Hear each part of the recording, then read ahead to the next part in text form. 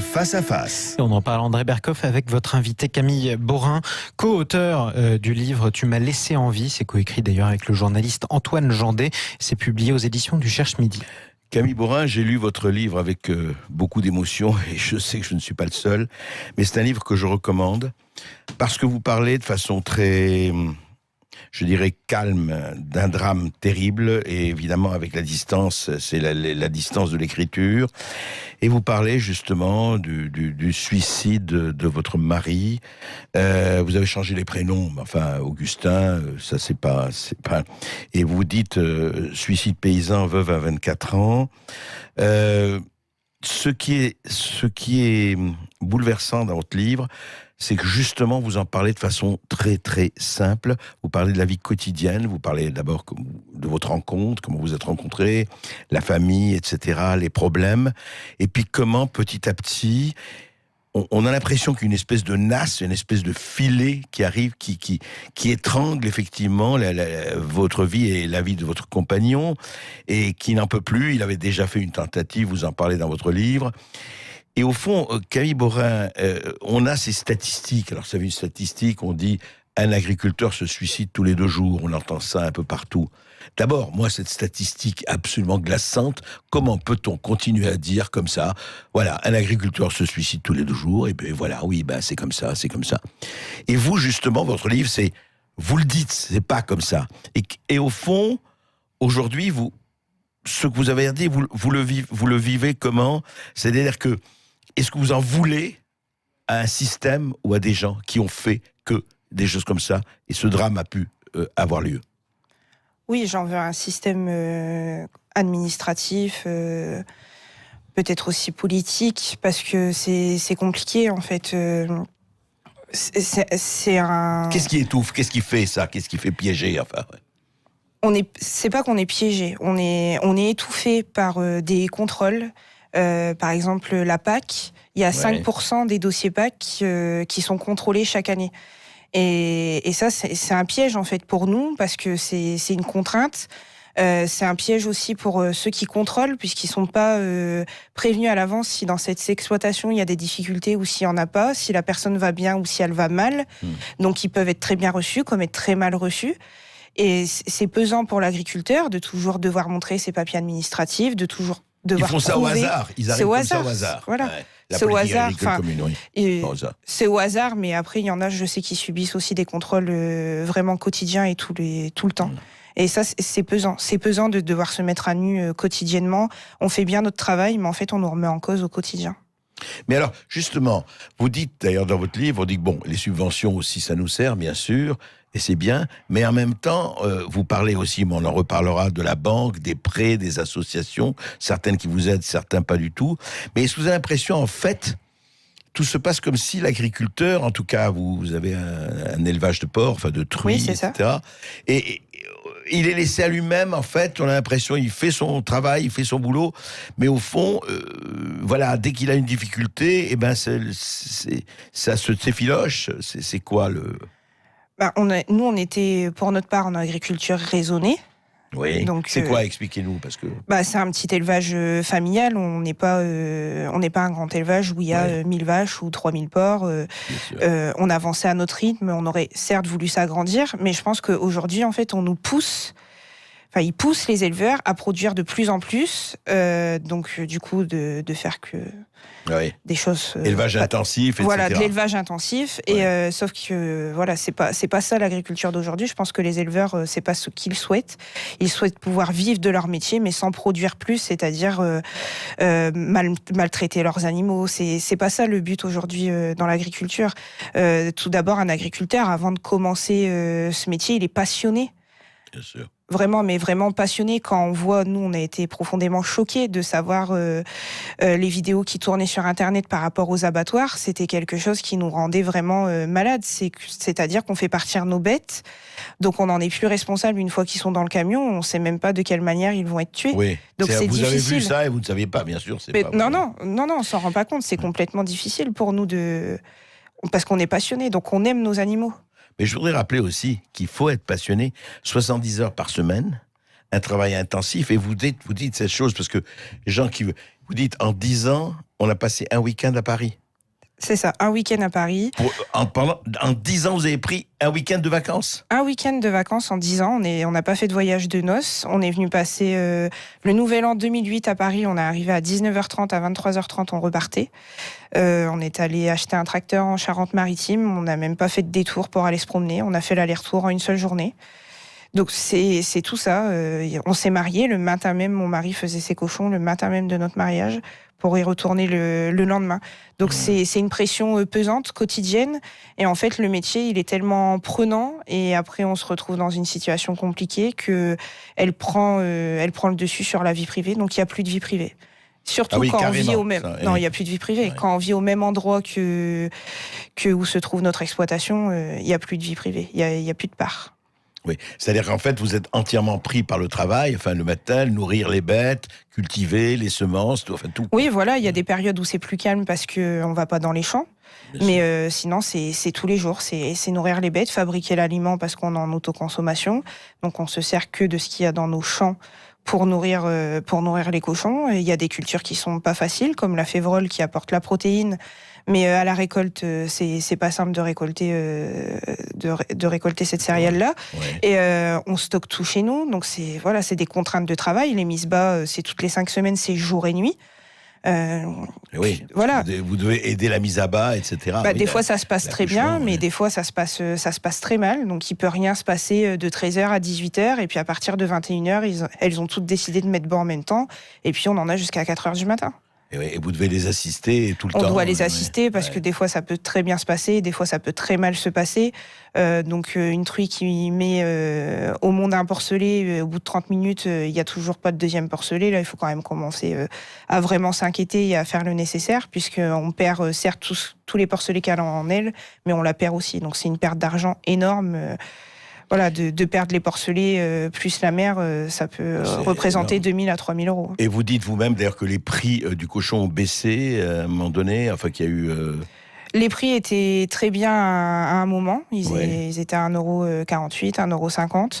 Malheureusement, nous on a eu l'invasion des rats qui a affecté notre élevage énormément, donc on n'avait plus de cochons à vendre. Et au moment où cette invasion s'est résorbée et que l'on a fait le nécessaire, on a beaucoup de cochons, mais le prix s'est effondré. Le prix s'est effondré. À 1 € du kilo. Donc, on perd beaucoup d'argent. En une année et demie, on a perdu entre 50 000 et 80 000 euros sur une année.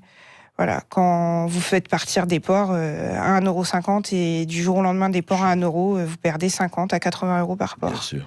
Et c'est fou, c'est-à-dire que les petites exploitations, vous êtes vraiment sous le feu. C'est-à-dire que vous êtes soumis à n'importe quel aléa qui arrive et qui vous... Plus on est petit, moins on nous en donne. C'est-à-dire que les gens, faut qu'ils comprennent qu'on entend parler des aides PAC à la télé. Ouais. Mais ça y est, l'Europe leur donne des millions. Pourquoi ils se plaignent? Ils ont un tracteur dans leur cour. Mais non, l'Europe nous donne pas des millions. C'est par rapport aux hectares et à notre élevage qu'on touche cet argent.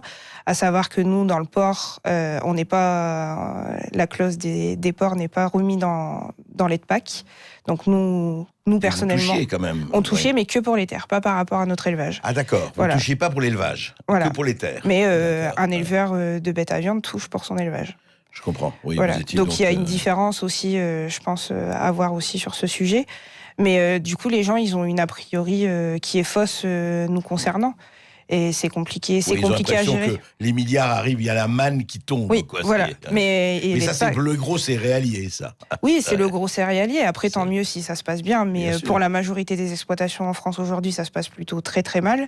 Et l'aide PAC n'arrive qu'une fois dans l'année. Et le reste du temps, il faut vivre et payer ses factures les 11 mois qui restent. Alors justement, parlons des banques, parce que vous avez eu un problème et vous avez parlé avec des banques. Et dans ces cas-là, plus vous êtes petit, plus la banque... Parce que j'ai entendu, ils vous faisaient payer des taux d'intérêt à 6%. Vous dites dans votre livre, et aujourd'hui, vous avez vu, le taux est négatif.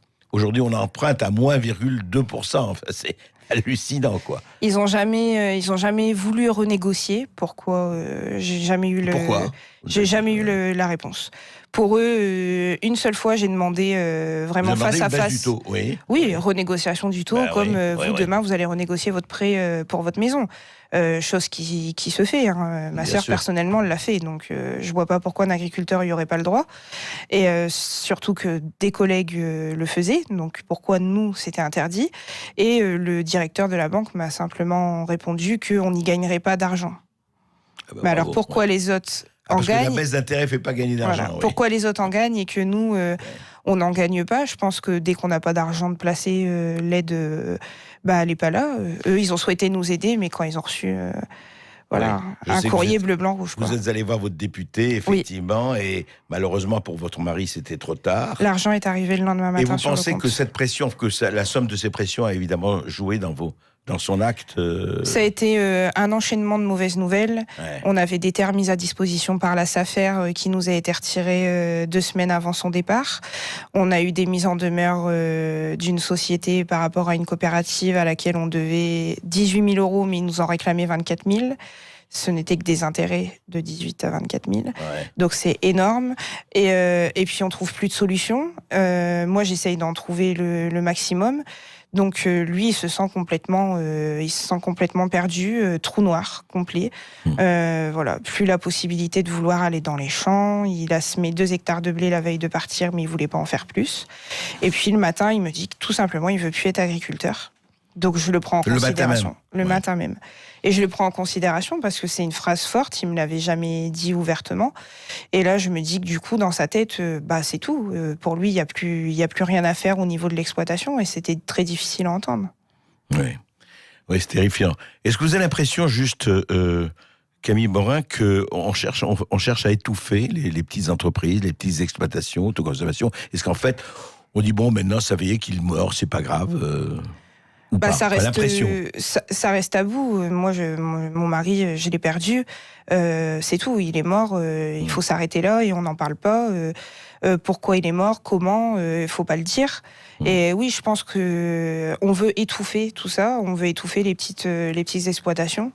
Alors que je pense qu'aujourd'hui, les consommateurs, c'est ce qu'ils recherchent, les petits exploitants et de la vente directe, pouvoir acheter directement chez l'agriculteur. Après, je sais qu'il y en a qui n'ont pas les moyens et ça, je le comprends tout à fait. Mais c'est ça, ils cherchent beaucoup ça. C'est ce qu'il faut, enfin, c'est la tendance. Si on veut des produits sains, c'est surtout qu'il faut arrêter toutes ces... entre l'éleveur et le consommateur, il y a beaucoup trop d'intermédiaires, il y a beaucoup trop de personnes qui s'en mettent dans les poches et on ne sait pas où ça va. Parce que le consommateur, je pense qu'il n'a pas cette idée. Lui, il va acheter un morceau de viande à 8 € ou 10 € du kilo.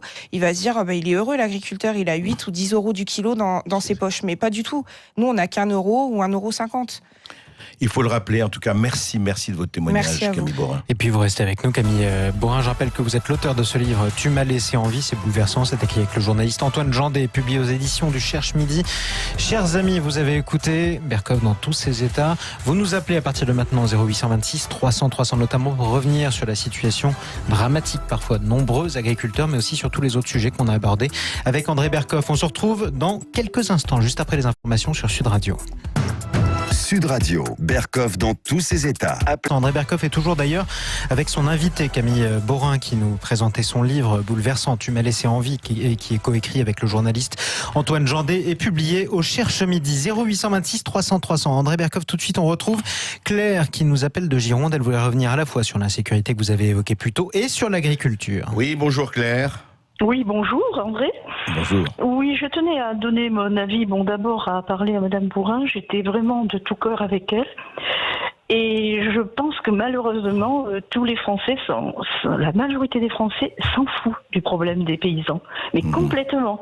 Ils ne s'en préoccupent que quand il y a la foire à Paris et quand il y a le bonheur est dans le pré. Voilà, je crois que c'est juste ce qu'ils voient. Vous pensez que c'est une des manières, c'est un peu, allez, disons le mot, un peu de paillettes et d'enfumage pour cacher la réalité. Absolument, mais on est dans le monde des paillettes, et la caisse de résonance, ce sont les médias. Voilà, il faut du spectaculaire. Mais vous voyez, nous on essaie d'avoir d'autres résonances. Tout à fait. Et donc, dites-moi, vous vouliez intervenir aussi. Je voulais également parler de l'insécurité. Oui. Bon, moi, je voudrais pas être catégorisée. Bon, j'ai 66 ans. J'ai de la chance en dehors de Bordeaux.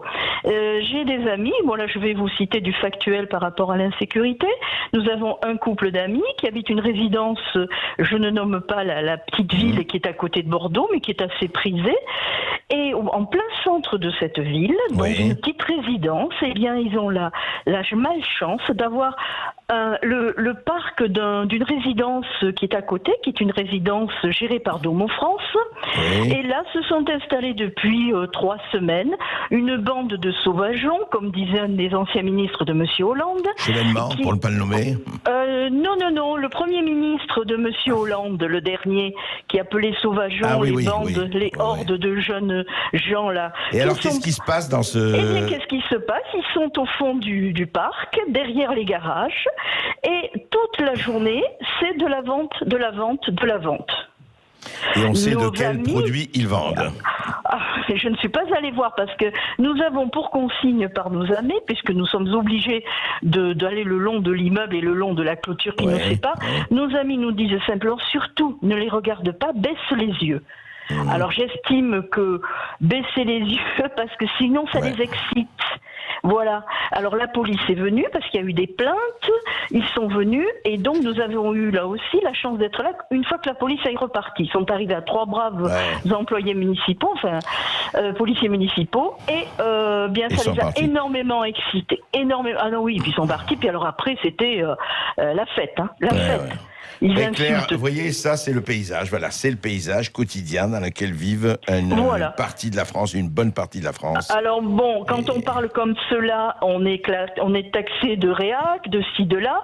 Moi personnellement, j'ai fait ma carrière dans la santé. J'ai travaillé 42 ans dans les hôpitaux, à soigner toutes les populations sans exception. Je ne pense pas être une réac. Non, mais écoute, je vais vous dire, il ne faut plus donner attention à ces colleurs d'étiquettes qui justement font ça parce qu'eux ne font rien et que ça les amuse de stigmatiser, c'est tout. Voilà. Et tant que nous y sommes, je suis une retraitée, comme on va dire en nanti, mais après 42 ans de carrière dans les impôts, dans les hôpitaux, je ne veux pas, j'estime que je l'ai bien gagné. Mais par contre, je suis très déçue. J'ai voté pour M. Macron.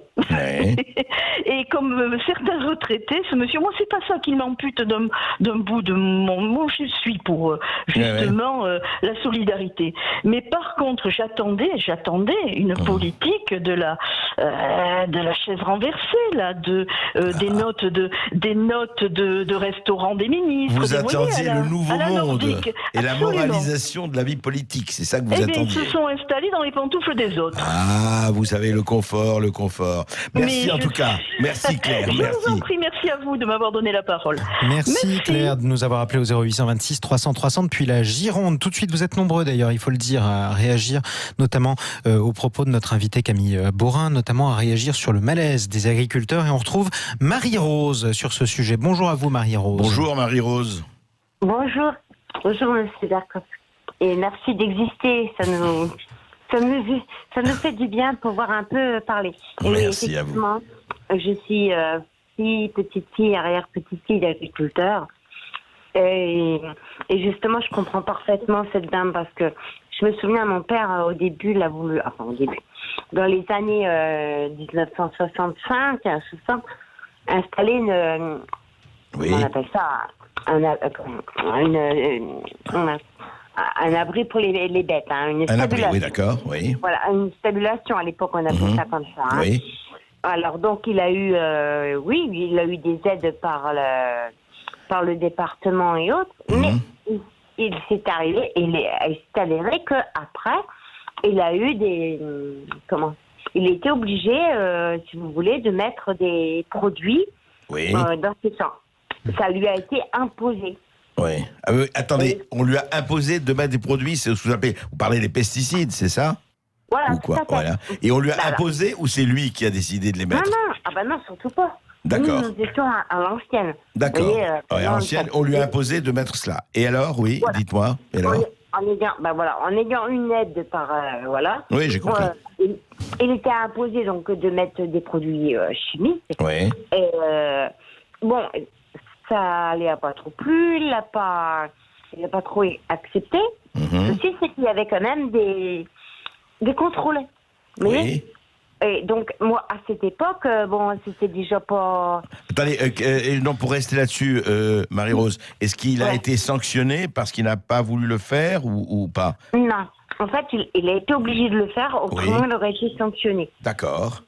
Voilà. D'accord. Et ça, c'est inadmissible. Mais je vous dis, ça date quand même de plusieurs années, puisque j'ai 65 ans, j'étais gamine. Et Je ça, comprends. je me souviens.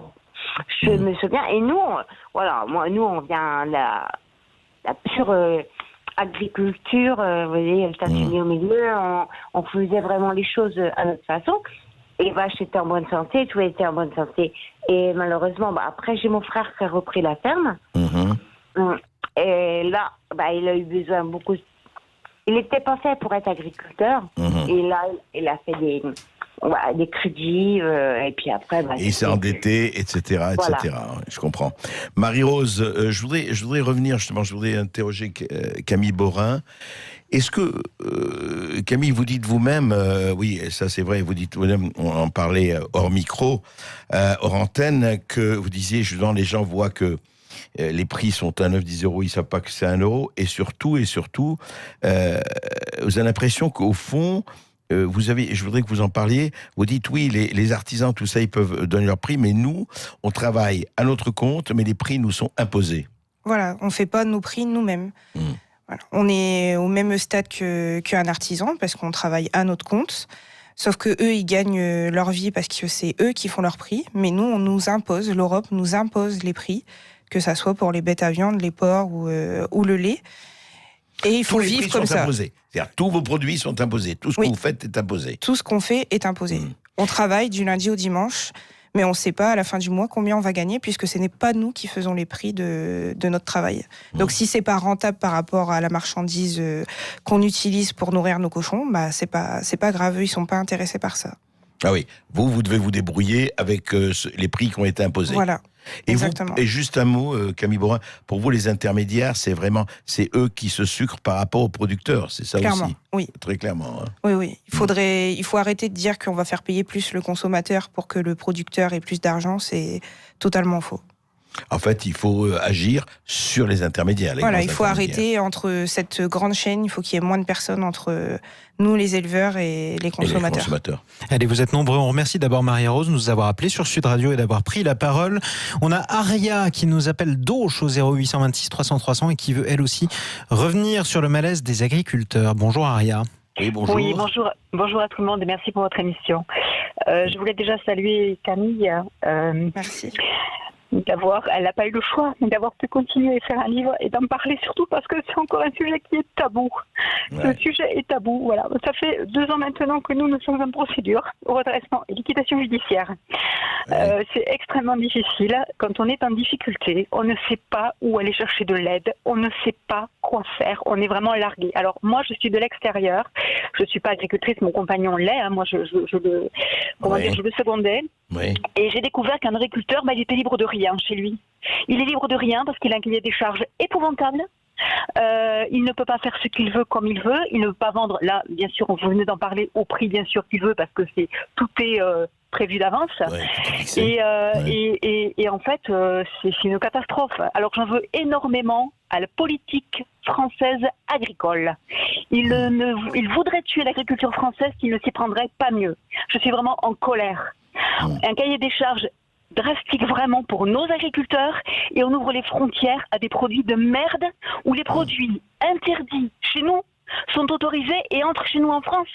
Non, excusez-moi, mais là, je ne comprends plus. On marche à l'envers. On a vu ce qui se passe avec on veut faire le Mercosur, la CETA et compagnie, et on sait très bien quelles farines animales il y a dans tel ou tel... Voilà, pour ça et pour tellement d'autres choses. Ouais. Et franchement, c'est d'une injustice, mais vraiment tellement flagrante que je suis révoltée. Vraiment révoltée. Je vraiment. comprends. Et le malaise des agriculteurs, c'est tabou encore. C'est encore tabou. Merci à Camille de lever un sujet qui est vraiment très douloureux. Vraiment très douloureux.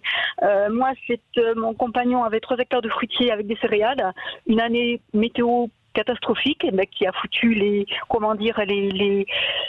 Les caisses, voilà, en négatif, et on croit qu'on va s'en relever, puis on se relève pas, les années passent, on essaye de surnager, puis au bout du compte, on n'y arrive pas, et on est obligé de mettre la clé sous la porte. Et encore, voilà. Il m'a dit, tu n'aurais pas été là, je serais plus là. Bon, moi, il n'a pas passé à l'acte, contrairement au mari de Camille. Mais il y en a combien qui le font, qui se sentent acculés, désespérés et acculés, parce qu'ils ne trouvent plus d'issue, et ils ne trouvent pas de soutien dans la société.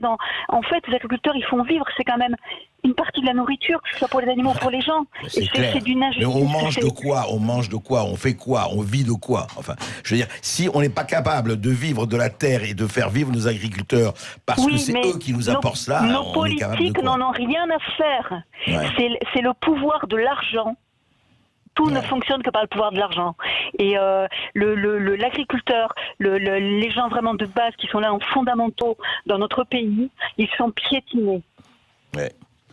Je suis vraiment révoltée. Ouais. Révoltée, je ne sais pas ce qu'il faut faire pour pouvoir faire changer ça. Je n'en sais rien. Mais je suis vraiment... voilà. En tout cas, merci de votre témoignage. Merci de votre témoignage qui rejoint celui de Camille Borin. Merci à vous, surtout. Et puis, on vous embrasse bien fort, Aria. Merci de nous avoir appelé d'Auch. On vous embrasse, vous, sur Sud Radio. Et votre mari, à qui on souhaite bon courage. Vous êtes nombreux à nous appeler. Tout de suite, on trouve Anne-Marie qui nous appelle de la Drôme, qui veut réagir aussi à la situation des agriculteurs. André Berkoff, Anne-Marie est avec nous sur Sud Radio. Oui, bonjour Anne-Marie. Oui, bonjour. Alors moi, je vous appelle, je me pose une question sur le rythme de travail des agriculteurs. Oui. Parce que j'habite dans un petit village du nord de la Drôme. Oui. Je suis à 10,50 m de champ. Oui. C'est des céréaliers, et je ne les vois jamais dans leur champ. Ils viennent dans leur champ à la nuit tombée, avec des gros tracteurs, avec des grands projecteurs. Ils travaillent 1 heure ou 2, ils repartent. Et ils s'en vont. Et le matin, je vais à l'école avec les enfants et je vois que le champ a été travaillé. Mais dans la journée, je ne les vois pas. Jamais. Camille Borin. Alors, qu'est-ce qu'ils font? Alors, on va poser la question à Camille Borin. Elle n'est pas une grande céréalière, elle. C'est pas le même rythme de travail, c'est ça? C'est pas le même rythme. C'est pas le même rythme de travail. Ça dépend les hectares, qu'ils ont, bien sûr. Et voilà, il faut juste que vous sachiez qu'un agriculteur n'a pas d'horaire de travail. Il peut très bien travailler le matin, la journée, mais aussi la nuit, malheureusement. Et vraiment, prenons en compte ça. Je me doute bien qu'à 10,50 m, ça doit pas être simple de l'habitation, mais je pense pas qu'il est là pour vous embêter. Il fait juste son travail correctement. Merci Camille Borin. Merci Camille Borin. Je rappelle votre livre, Tu m'as laissé en vie. C'est coécrit avec le journaliste Antoine Jandet. C'est publié au Cherche Midi. C'est un témoignage bouleversant sur la détresse des agriculteurs. Merci d'être venu sur Sud Radio. Merci André Berkoff. On vous retrouve demain à midi en direct sur Sud Radio dans tous vos états. Merci à tous ceux qui nous ont écoutés et qui nous ont appelés au 0826 300 à suivre. Nous retrouvons Jacques Pessis pour les clés d'une vie en compagnie de son invité Pascal Bruckner. Excellente journée à vous sur Sud Radio. Sud Radio. Parlons vrai. Sud Radio. Parlons vrai. Sud Radio.